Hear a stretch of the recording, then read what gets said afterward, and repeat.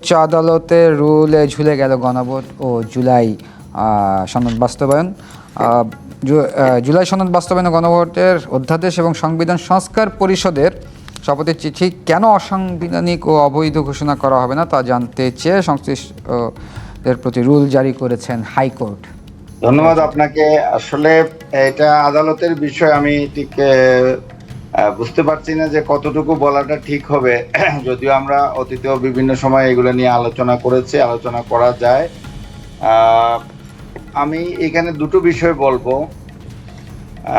দেখেন, এখানে জুলাই সনদ স্বাক্ষরিত হয়েছিল সব দলের সাথে দীর্ঘ আলোচনার পর মতামতের ভিত্তিতে, কিন্তু আমরা পরবর্তীতে এসে দেখলাম এই জুলাই সনদ স্বাক্ষরের পর যে 30টি রাজনৈতিক দল এই সনদ স্বাক্ষর করেছিল, তাদের স্বাক্ষরের বাইরে সরকার, বিশেষ করে ঐক্যমত্য কমিশন কিছু কিছু বিষয় চাপিয়ে দিয়েছিল রাজনৈতিক দলগুলোর উপর। বিশেষ করে প্রধান রাজনৈতিক দল যারা এই মুহূর্তে ক্ষমতায় আসছে জনগণের ভোটে 2/3 মেজরিটি নিয়ে, তাদের উপর চাপিয়ে দেওয়া হয়েছিল সরকারের তরফ থেকে, এবং তখন থেকেই তারা এটার আপত্তি জানিয়ে আসছিল যে আমরা একটা জায়গায় ঐক্যমতে পৌঁছলাম দীর্ঘ আলোচনার পর, কিন্তু আপনারা এর বাইরে গিয়ে কিছু কাজ করে বসলেন। এবং এই কিছু কাজের অংশই ছিল এই জুলাই আদেশ জারি করা। এখানে দেখেন, জুলাই সনদ নিয়ে কিন্তু কোনো কথা নেই। জুলাই সনদ যেটা স্বাক্ষরিত হয়েছে এটা এগ্রিড পয়েন্ট, এবং এইটার ব্যাপারে কোনো বিষয় কিন্তু হাইকোর্টের আবেদনেও কিন্তু করা হয়নি। যারা আবেদন করছেন 2 জন আইনজীবী, তারাও এখানে কোনো আবেদন এখানে করেননি। আবেদনটা আসছে যে জুলাই আদেশ নিয়ে, আদেশটা জারি করতে পারেন কিনা, কারণ ওই সময় আমরা জানি এটা নিয়ে বেশ বিতর্ক হয়েছিল। আর এই আদেশের আলোকেই কিন্তু পরবর্তীতে বাকি যে দুটো বিষয় আসছে, যে গণভোট আদেশ, ওই জুলাই আদেশের ফলো আপ হিসাবে এই গণভোট অধ্যাদেশ, আর এর বাইরে যেটা আসছে যে এর উপর ভিত্তি করে যে এক অংশ সংসদ সদস্যের এক অংশ তারা সংবিধান সংস্কার পরিষদের সদস্য হিসেবে শপথ নিলেন, আরেক অংশ নিলেন না, মেজরিটি নিলেন না, মাইনরিটি শপথ নিলেন। জামাত এবং এনসিপি সদস্যরা, অন্যরা শপথ নিয়েছেন, কিন্তু বিএনপি সদস্যরা শপথ নেন নাই। তো এই জায়গায় শুরু থেকে একটা বিরোধ চলে আসছিল, আমি যেটা বলবো, এবং এই বিরোধটা এখন কোর্ট পর্যন্ত গড়িয়েছে, এবং কোর্ট এটা রুল নিয়ে ইস্যু করছে, যে কারণে এই এখন আবার নতুন করে এটা নিয়ে একটা বিতর্কের সূত্রপাত হয়েছে। এটা কোথায় গিয়ে গড়াবে আমরা জানি না।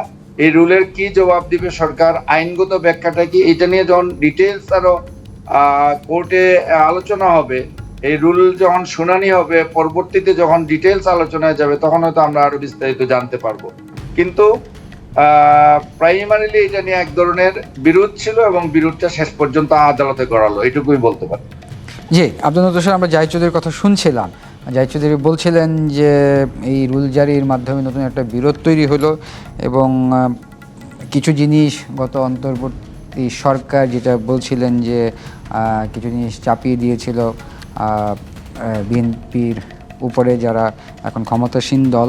আপনার কাছে একটু জানতে চাচ্ছি যে গণভোটের ফলাফল চ্যালেঞ্জ করা সরকারের ইন্ধন রয়েছে। শিশির মুনির আজকে এই কথাটি বলেছেন।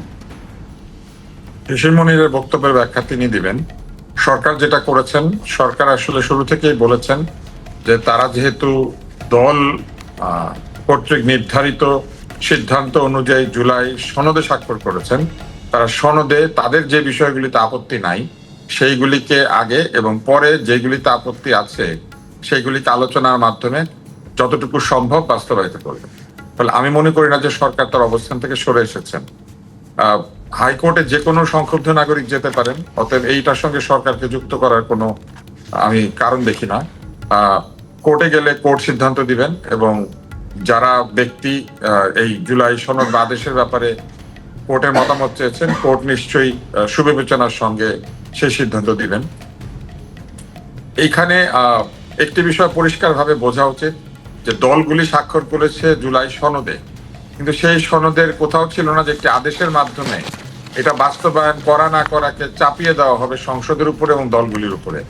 কথা ছিল যে জুলাই সনদে স্বাক্ষর করাই হচ্ছে একটি ঐকমত্য, এবং এই ঐকমত্যের ভিত্তিতে দলগুলি তাদের ম্যানিফেস্টো রচনা করবে, এবং সেই ম্যানিফেস্টোতে তারা যেসব জায়গাতে আপত্তি আছে সেইগুলি বাদ দিয়ে বাকি প্রতিশ্রুতি জনগণকে দিবে, এবং জনগণ যাকে বিজয়ী করবেন তারা তাদের সেই ম্যানিফেস্টো অনুযায়ী জুলাই সনদের কোনো আপত্তি নাই, এই অংশগুলি আগে বাস্তবায়ন করবেন, আর আপত্তি রয়েছে এই অংশগুলি পরে বাস্তবায়ন করবেন। আলোচনার জন্য সংসদ সবসময় আছে, এবং সংসদে আলোচনার মাধ্যমেই কিন্তু সংবিধানে কোনো কিছু সংযোজন বিয়োজন বা পরিবর্তন করা যায়।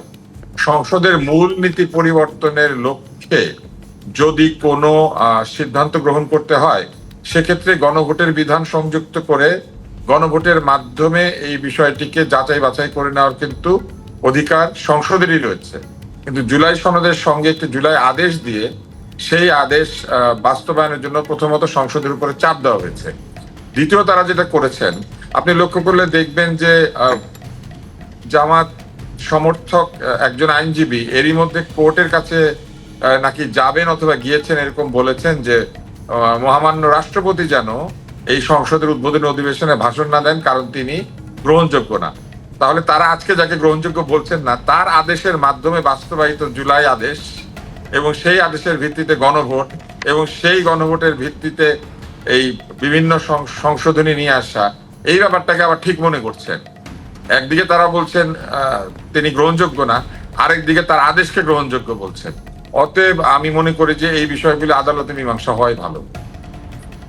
জি, জাহিদ চৌধুরী, ওই যে শিশির মনিরের কথায় আসি, উনি বলেছেন আরেকটি রিট পিটিশনে গণভোটের অধ্যাদেশ ধারা 3 অর্থাৎ যেখানে প্রশ্নটা দেওয়া হয়েছে সেই প্রশ্ন এবং জুলাই সনদ বাস্তবায়ন আদেশ কেন অসাংবিধানিক ঘোষণা করা হবে না।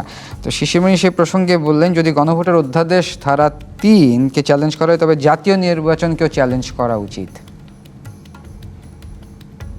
আসলে দেখেন, এখানে আমি এই প্রশ্নের উত্তরে আমি যেটা বলতে চাই যে যারা জুলাই আন্দোলনের, জুলাই গণ অভ্যুত্থানের, বিপ্লবের স্টেক হোল্ডার, তারা এই সমস্ত বিষয়ে যদি এই চাপাচাপির মধ্যে থাকেন, নিজেরা আন্ডারস্ট্যান্ডিং না করে, এই যে চাপাচাপির ফলটা এখন এটা কোর্ট পর্যন্ত গেল, নিজেরা পুরো জিনিসটাই কিন্তু তাদের মধ্যে একটা বেটার আন্ডারস্ট্যান্ডিং, যেহেতু যোগাযোগ, তাদের সাথে বসা এবং একাধিক বৈঠক করা সবকিছুই ছিল।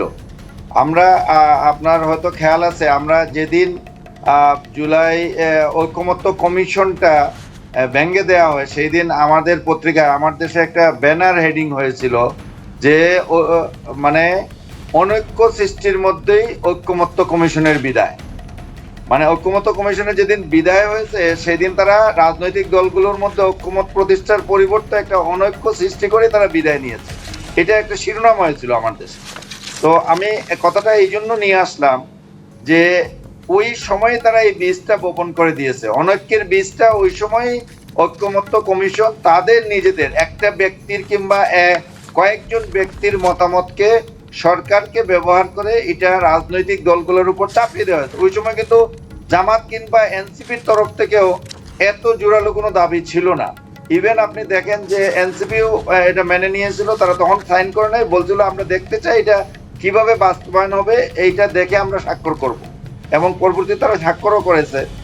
কিন্তু দেখা গেল কমিশনই, রাজনৈতিক দলগুলা যখন তাদের ওই দাবি থেকে তারা সরে আসছে, তখন দেখা গেল কমিশনই এই জিনিসগুলো আবার চাপিয়ে দিল রাজনৈতিক দলগুলোর উপর, এবং ঐকমত্যের একটা বীজ বপন করা হলো। এবং এখানে আমরা এর পরবর্তীতে রিসেন্টলি এই সমস্ত কথাও শুনেছি যে সেই সময় কোনো কিছু বললেই সাধারণ নির্বাচন হবে না, এইটা বলে প্রধান রাজনৈতিক দল বিএনপিকে একটা আতঙ্কের মধ্যে রাখা হয়েছিল যে নির্বাচনী মণ্ডল হয়ে যাবে, এইগুলাতে বাধা দিতে গেলে, এগুলাতে জোরালোভাবে কথা বলতে গেলে সাধারণ নির্বাচনই হবে না। ওই নির্বাচন হবে না এই ভয় থেকে বিএনপি এটা মেনে নিয়েছে।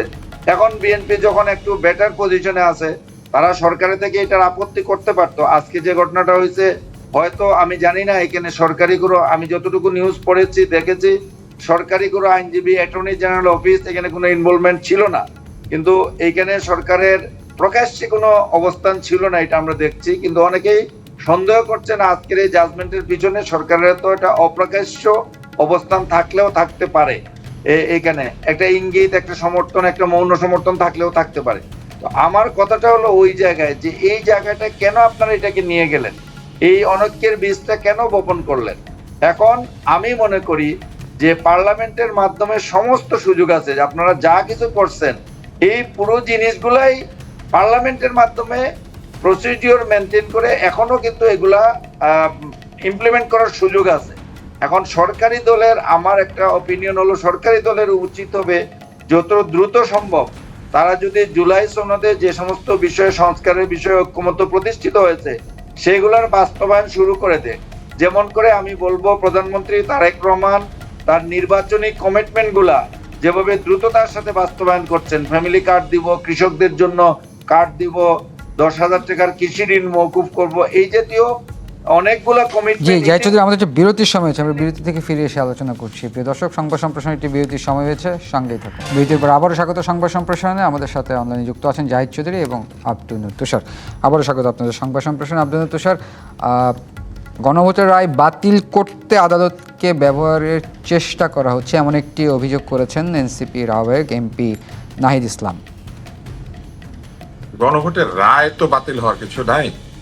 হয় গণভোট বৈধ, না হলে গণভোট অবৈধ। যদি গণভোটের আদেশ বৈধ না হয় তাহলে শুধু গণভোট না, এই গণভোটের সঙ্গে সম্পৃক্ত অন্যান্য বিষয়গুলি অবৈধ হয়ে যাবে। কিন্তু তাই বলে জুলাই সনদ অবৈধ হবে না। জুলাই সনদের সকল দল স্বাক্ষর করেছে এবং এই জুলাই সনদের বৈধতা সংসদ দেবে, কারণ সংসদ যে দলগুলি নিয়ে গঠিত হয়েছে তারা অধিকাংশই এই সনদে স্বাক্ষরকারী। শুধু এনসিপি গণভোটের পরে সই করেছে। অতএব যদি কেউ বলেন যে জুলাই সনদকে বা জুলাই আদেশকে বা গণভোটকে বাতিল করার জন্য, তাহলে এটাকে তো তারা বাতিল করেই রেখেছিলেন সই না করে। এটাকে তো তারা হয়ে যাওয়ার পরে সই করেছেন এই সনদটাকে। তো সনদেই সই করেন নাই, সেই সনদ বাস্তবায়নের জন্য আদেশ, সেটা নিয়ে তারা যখন কথা বলেন তখন আবারও সেই স্ববিরোধিতা মনে হয়। আমি আসলে ঠিক ভালো করে বুঝতে পারি না, হয়তো এটা আমার যুক্তি জ্ঞানের দুর্বলতা। কিন্তু যে বিষয়ে আপনি সই করেন নাই সেই বিষয়ে বাস্তবায়িত হওয়ার জন্য আদেশ, সেটার জন্য আবার আপনি দুঃখ প্রকাশ করছেন। এটা আপনি নিজেই চিন্তা করে দেখেন যে এটা কেমন। জি জাহিদ চৌধুরী, যেমনটি আব্দুল তুষার বলছিলেন যে এনসিপি যে বিষয়ে, এখানে আমি একটা বিষয় বলতে চাই। দেখেন, ওই বিষয়ে না গিয়ে যে সংস্কারের দাবিটা যে প্রবলভাবে তোলা হয়েছিল সারা দেশবাসীর পক্ষ থেকে, আন্দোলনকারীদের পক্ষ থেকে, এটা কিন্তু ইতিমধ্যেই সরকার কিছুটা প্রমাণ করেছে এটার যৌক্তিকতা। আমি বিশেষ করে এখানে দৃষ্টি আকর্ষণ করব যে দুটো ঘটনা, এর মধ্যে গভর্নর নিয়োগ এবং আগের গভর্নরের বিদায়, এবং আজকে আরেকটি ঘটনা ঘটেছে আমাদের দুদক চেয়ারম্যান এবং 2 জন কমিশনারের পদত্যাগ। এই দুইটা ঘটনা যে প্রক্রিয়া কিংবা যেভাবে ঘটেছে, কিছু পত্রিকায় আসছে, কিছু ফর্মালি, অনেক কিছু ইনফরমালি, সবাই কম বেশি জানে। তো এই দুই ঘটনা আবারও প্রমাণ করলো আসলে সংস্কার প্রস্তাবে কিন্তু এই দুইটা বিষয়ই আছে। এই দুইটা বিষয় আছে যে এটা নিয়োগ প্রক্রিয়াটা কমিটির মাধ্যমে কিছু ফর্মালিটিস মেনটেন করে এটা করার কথা বলা আছে।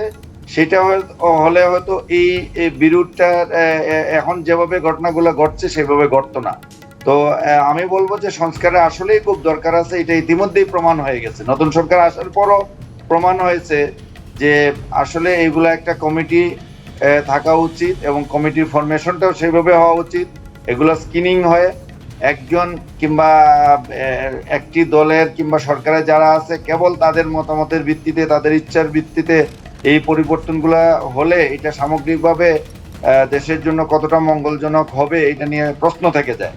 তো এইটা আমার মনে হয় যে সংস্কারগুলা বাস্তবায়নটা জরুরি, কিন্তু এই সংস্কার বাস্তবায়ন করতে গিয়ে যেমনটি বললেন, আপনিও যেমন বললেন যে এইখানে প্রশ্নগুলো এসে যায়, এখানে জোর জবরদস্তির বিষয় না, এটা সবার সম্মতির ভিত্তিতে এবং আইনগত প্রক্রিয়া এবং পার্লামেন্টের মাধ্যমেই চূড়ান্ত রূপ দিতে হবে। যেখানে সংবিধান সংস্কারের প্রয়োজন আছে সেখানে পার্লামেন্টের মাধ্যমেই যেতে হবে। প্রয়োজনে পার্লামেন্টে এটা 2/3 মেজরিটি দিয়ে